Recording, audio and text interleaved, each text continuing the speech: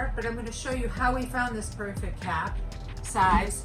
One is, if you don't have one of these flexible measuring tapes, you can pick one up at your local drugstore or hardware store.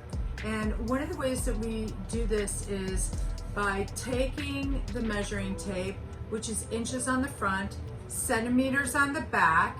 So depending on your country, either one, we can transpose that, or it is already on our size chart on our website. So since we're in the United States and we use inches, we're going to come from the back of the head here, which is the widest part of the skull, generally right above the neck here at the base of the skull. And then we're going to measure about 1 inch above the brow line here to give us the most accurate measurement.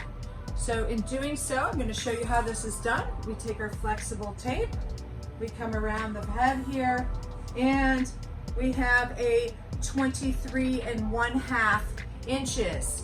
So if you're in between a half or so, I usually go up, which we did here for our model, and he has a size of 24.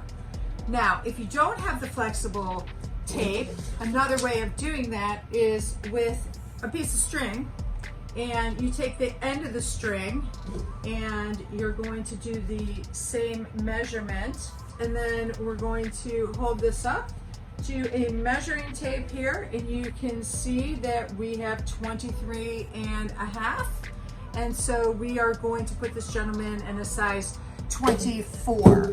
So our sizes go 21, 22, 23, 24. So if you're in between sizes, go up a little bit, therefore the cap will fit down in the center of your head like so.